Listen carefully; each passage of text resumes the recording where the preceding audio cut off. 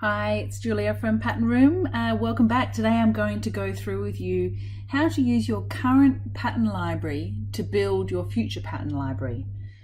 At Pattern Room we have had hundreds of customers come to us say that they've got a library of 2,000, 3,000 patterns and nothing fits, and it just seems like a bit of a waste and they can't trust any patterns.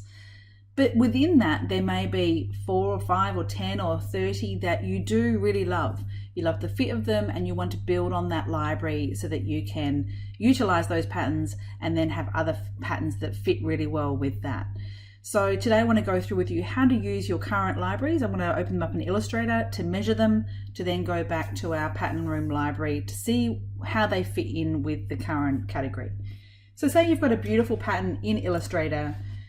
I'm just going to open one up here.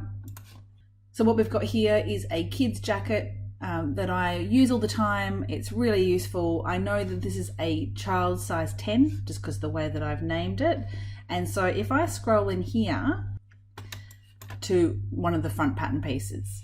Now over on the left hand side there is an icon that is normally under the eyedropper, but you can click on there and find the measurement tool which allows us to measure. Now at the moment the problem is that is measuring in points, which has no bearing on what I need to do. So I need to go up to my document setup and click up on the units and change that to centimeters, and okay. So now that everything I'm measuring is in centimeters.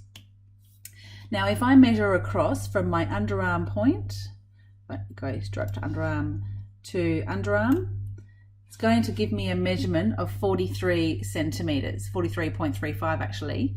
But keep in mind we've got seam allowance on this pattern piece. So we need to take that 43.35 and we need to remove the 6 millimeters from each side.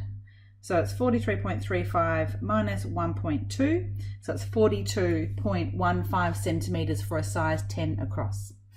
So let's go back to our Pattern Room website and scroll down again to that style tab. And we can open up jumper or jacket in kids. And again, we've got this size chart here. As we go over to our size 10 and we scroll down, we'll see that a loose is roughly a 42 centimeter. It's going to be, 1 centimeter either way, but that doesn't matter. It's really where you feel it sits closest to that. And we can do the same with the sleeve length and also with the length from high point shoulder. With a raglan that's a bit harder because you've got a few centimeters up here, but again it will come straight down. I'm just doing a very rough estimate here.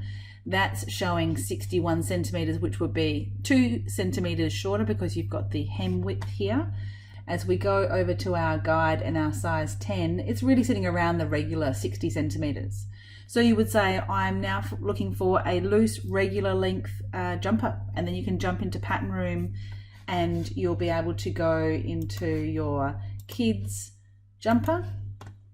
I can click on loose and I can click on regular length and kids, which we were in before, and then you can go crazy. You can pick anything that you like. It can be a raglan or a set-in.